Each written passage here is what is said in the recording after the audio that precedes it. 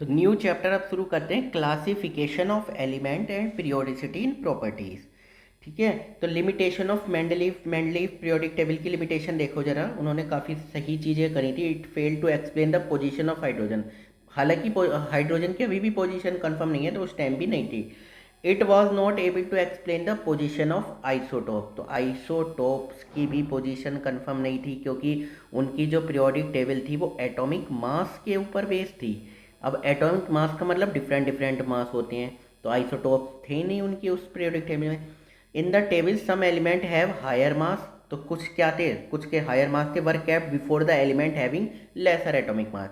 तो जब वो वही मास के अकॉर्डिंग चल रहे थे, लेकिन उनकी पीरियोडिक में क्या था, जैसे आजकल पीरियोडिक टेबल में क्या है, एटॉमिक नंबर ऐसे हैं ना, 1 2 3 4 5 6 7 8 इस तरह से हैं इंक्रीजिंग ऑर्डर में। लेकिन उनके में एटॉमिक मास के अकॉर्डिंग तो थी, कुछ ऐसा था कि जिसका मास ज़्यादा है, ठीक है, वो पहले आ चुका था, तो वो भी गलत था। अगर मास के अकॉर्डिंग थी तो ढंग की होती भाई। Modern periodic law state that the properties of element are a periodic function of their atomic number. तो नई वाली जो पीरियोडिक टेबल है, नॉट देयर एटॉमिक मास, तो वो बोलती है periodic function of their atomic number के अकॉर्डिंग चलती है system. The modern periodic table consist of 7 period. तो किससे बने हैं, 7 तो उसमें पीरियड हैं, ठीक है। तो थोड़ा सा एक बार दिखा देते हैं, ये देख लो, ये नज़र आ रहा होगा। तो 1 2 3 4 5 6 7 तो पीरियड हैं, ठीक है।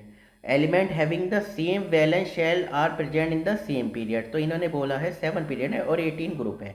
तो देख लो 1 और ये 13 14 15 16 17 और 18, ये जो डी ब्लॉक के बीच में आ रहे हैं, ये 13 डी ब्लॉक के किससे 3 से लेकर कहाँ तक हैं, 12 तक हैं, ठीक है। तो टोटल ये यहाँ पर आने थे, ये रह चुके हैं। तो कितने हैं फिर ग्रुप, 18 तक हैं। Element having the same number of valence electron are present in the same group. तो ये कह रहे हैं भैया सेम वैलेंस इलेक्ट्रॉन, जैसे कि ये समझ लो, ये मान लो आप 5 बोरोन का, तो वैलेंस इलेक्ट्रॉन मतलब 2 और 3 5 हो गए।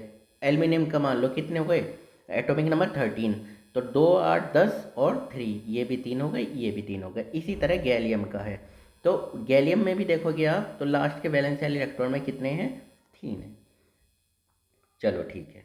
Metal are present on the left hand side of the periodic table. तो भैया ये लेफ्ट हैंड साइड में ये क्या है, ऐसे जनरली बोलिए कि भैया लेफ्ट साइड में तो मेटल है और राइट साइड में नॉन मेटल है, और ऐसा मिलता भी है। Whereas non metal are present on the right side of the periodic table. तो देख लो जरा एक बार, ग्रुप 1 and 2 और 13 एंड 18 रिप्रेजेंटेटिव एलिमेंट। तो एक बार और क्लियर कर देते हैं, तो 1 और 2 ये दो, और यहाँ से यहाँ तक ये 13 से 18 ये रिप्रेजेंटेटिव एलिमेंट है। कौन से हैं, रिप्रेजेंटेटिव एलिमेंट है। 3 से 12 ट्रांजिशन एलिमेंट है, 3 से 12 कौन से हैं, ट्रांजिशन एलिमेंट है। एलिमेंट विद एटॉमिक नंबर 58 से 71 लेंथेनॉइड्स हैं। तो 58 से 71 वाले कौन से लेंथेनॉइड श्रेणी हैं, तो वो कहाँ आते हैं, एफ ब्लॉक एलिमेंट, जो ये है ना, नीचे 2 बनी हुई थी ना ये रो, तो ये लेंथेनॉइड है and this one is actinoid है। तो ये 58 से कितना चलती है, 71 तक एलिमेंट। और 90 से 103 तक है एक्टिनॉइड, तो 90 से 103 तक हैं एक्टिनॉइड। याद रहेगा बच्चों। चलो अब ये ग्रुप नंबर 1 देख लो जरा, हाइड्रोजन है, लिथियम है, सोडियम है, पोटेशियम है, रुबिडियम है, सीजियम है, फ्रांसियम है। बस ये ऐसे बढ़ते जाते हैं, 1 2 3 4, फिर कितने आ गए, 5 से 12 आ गए, फिर 13 14 15 इस तरह से बढ़ते रहेंगे। यहाँ पे एक अगर थोड़ा बहुत ध्यान हो तो ये मैजिक नंबर होता है 2, यहाँ पर ये 1 हो गया, अरे क्या दिया हुआ है, हाँ ये सब 1 हो गया, ये हो गया, 2 ऐड करा तो 3 हो गया, फिर क्या होगा, 8 ऐड करा तो 11 हो गया, फिर 8 ऐड करा तो 19 हो गया, फिर 18 ऐड करा 37 हो गया, फिर 18 ऐड करा तो 55 हो गया, और 32 हो गया यहाँ पर। तो 2 8 8 18 18 32 ऐड करने पर ये मैजिक नंबर आ जाता है। ठीक है बच्चों, अब ज़रा थोड़ा सा और एस ब्लॉक क्या क्या बढ़ता है घटता है थोड़ा सा अंदाज़ा लगा लो। और एस ब्लॉक एलिमेंट कौन से वाले हैं, ग्रुप 1 एल्केली मेटल, ये एस ब्लॉक ग्रुप 1, इनका लास्ट इलेक्ट्रॉन ये वाला एस ब्लॉक एलिमेंट इनका, group 1 alkali metal and 2 element alkaline earth metal. कौन से ये एल्केली मेटल हैं और एल्केलाइन मतलब बेसिक है, इनके ऑक्साइड बेसिक होते हैं। Having one NS1 and NH2 outermost electronic configuration respectively. कह रहे हैं कि भैया मान लो इनका एक ये ले लो, सोडियम का ले लो, तो सोडियम का मतलब क्या है, सोडियम 11 है, तो 1H2 2H2 2P6 2 और 3S1, ये देखो S में कितने आ गए, 1 आ गए। अगर नेक्स्ट ले लो Mg का 12 तो 3S2 आ जाएगा। तो ये यही बोल दिया है NS1 and NH2 outermost electronic configuration respectively. P block element, तो पी ब्लॉक एलिमेंट कौन से, element belonging to group 13 to 18, जो 13 से 18 वाले ये हैं, 13 से 18 वाले ये ग्रुप कौन से आते हैं, ये पी ब्लॉक एलिमेंट आते हैं।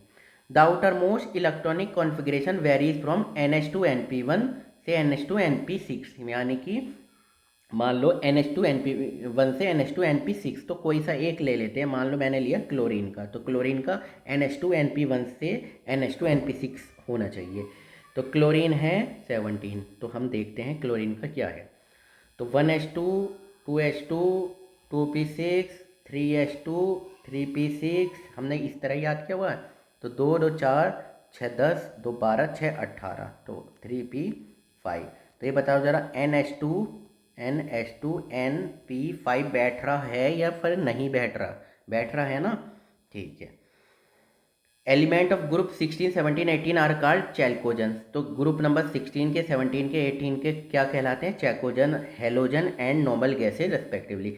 तो ग्रुप नंबर 16 क्या कहलाते हैं, चैल्कोजन, 17 क्या कहलाती है, हेलोजन, और 18 नोबल गैस। नोबल गैस मतलब कि भैया ये रिएक्ट वैक्ट नहीं करती, हालांकि बाद में पता चला ये रिएक्ट भी करती हैं और कंपाउंड भी बनते हैं। जियोन, ये कौन कौन से, helium, neon, argon, krypton, xenon और रेडॉन। XeF2 सुने होंगे ना आपने, XeF2 XeF4 XeF6। D block element, element belonging to group 3 to 12, जो 3 से ये थी, ये है, इस साइड में S है, इस साइड में P है, बीच में क्या है, D है। तो 3 से 12 वाले ये क्या कह रहे हैं, द जनरल इलेक्ट्रॉनिक कॉन्फ़िगरेशन, इनका क्या जनरल इलेक्ट्रॉनिक कॉन्फ़िगरेशन होता है, NS में तो 0 से 2 होते हैं और N-1D होता है, ठीक है। They are also called transition element, transition element भी कहलाते हैं। F ब्लॉक एलिमेंट जो नीचे लास्ट में नज़र आते हैं आपको, इनर ट्रांजिशन मेटल, लैंथेनॉइड और एक्टेनॉइड, जरा देख लो इनकी sir, with outermost electronic configuration, इनका क्या होता है, एक बार ये और देख लो। तो पहले क्या, ये N-2, ये F 1 से 14, ये 1 से 14, N-1D से कितने होते हैं, 0 से 1, और NS2 होते हैं।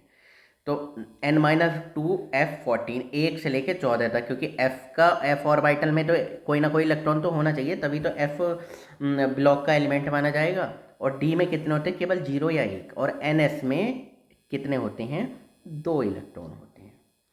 अब आप कहोगे सर ये तो बड़ा कॉम्प्लिकेटेड हो गया, कुछ नहीं है, इलेक्ट्रॉनिक कॉन्फ़िगरेशन करना है तो आप वाहू principal 1s 2s 3s 4s 5s इसके अकॉर्डिंग चलोगे, आप निकालोगे।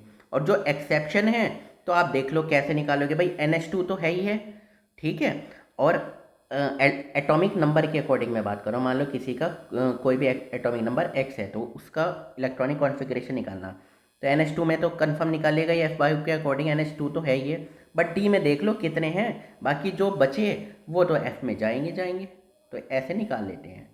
चलो कोई बात नहीं।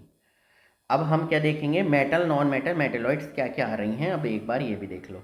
Metal are present on the left side of the periodic table and non metal are located at the top right hand side of the periodic table. ये बताइए the element that exhibit property, जो metal और non metal की properties दोनों की show करते हैं वो मेटेलॉइड्स या सेमी मेटल कहलाते हैं। एक बार पीरियोडिक ट्रेंड देख लेते हैं बच्चों, जरा एक बार यहाँ पर शकल इनकी। चलो, तो सबसे पहले पीरियोडिक टेंस समझने के लिए सबसे पहले हमारे दिमाग में कुछ बातें आनी चाहिए, कि आपके दिमाग में ये आना चाहिए, अगर यहाँ पे हम नीचे जाते हैं तो क्या होता है, एटॉमिक रेडियस बढ़ता है, ठीक है। और अगर हम पीरियड में जाते हैं तो एटॉमिक रेडियस क्या होता है, घटता है ना। क्यों, क्योंकि भाई ये शेल नंबर बढ़ रहे हैं, शेल नंबर क्या हो रहे हैं, बढ़ रहे हैं, ये शेल नंबर ये बढ़ रहे हैं, ठीक है। चलो, तो नीचे जाने पे तो क्या होता है, एटॉमिक रेडियस क्या हो रहा है, बढ़ रहा है, और इधर जाने पे रेडियस क्या हो रहा है, घट रहा है। तो हम जनरल ट्रेंड की बात करेंगे। अब मुझे ये बताओ, अगर एटॉमिक रेडियस बढ़ रहा है तो यहाँ से इलेक्ट्रॉन आउटर मोस्ट सेल से निकालना भारी पड़ेगा या फिर यहाँ से? तो यहाँ से पड़ेगा ना, नीचे से। क्यों भाई? क्योंकि ये जो पॉजिटिव बीच में है और इनके बीच में तो बहुत दूरी हो जाएगी, तो यहाँ से, सॉरी, यहाँ से ईजी पड़ेगा, यही बताया था शायद मैंने। तो यहाँ से इलेक्ट्रॉन ईजी पड़ेगा, तो इलेक्ट्रॉन को रिमूव करने के लिए जो एनर्जी दी जाती है वो होती है आयोनाइजेशन एंथैल्पी। यानी कि आयोनाइजेशन एंथैल्पी क्या होगी, कम होगी। तो अब देख लो जरा क्या होगी, कम हो रही है या नहीं हो रही है। हाँ, इधर को आयोनाइजेशन एंथैल्पी क्या हो रही है, कम हो रही है। ये लिखा हुआ नहीं है, आयोनाइजेशन एंथैल्पी क्या होगी, नीचे जाने पर कम होगी, और ऊपर जाने पे मतलब आयोनाइजेशन एंथैल्पी बढ़ेगी। तो आप ऐसे भी समझ सकते हो, जितना साइज बड़ा होगा तो आयोनाइजेशन एंथैल्पी कम होगी। तो इनका साइज बड़ा है, आयोनाइजेशन एंथैल्पी कम होगी, और यहाँ इस साइड में जाने पर आयोनाइजेशन एंथैल्पी ज़्यादा होगी। तो देखो, आयोनाइजेशन एंथैल्पी ज़्यादा हो रही है। एटॉमिक रेडियस मैंने यहाँ को बता दिया, ये क्या है, बढ़ रहा है। तो जरा एटॉमिक रेडियस की शक्ल देख लो, बढ़ रहा है। इलेक्ट्रोनिगेटिविटी एक बार बताओ, ये तो बहुत बड़ा है। अब ये इसके जो बीच के जो न्यूक्लियस हैं, ये अपने इलेक्ट्रॉन को सही से नहीं अट्रैक्ट कर पा रहे। तो क्या है, जो पड़ोस में इलेक्ट्रॉन है, इसको, पड़ोस का जो एटम है, इसको खींच पाएंगे नहीं।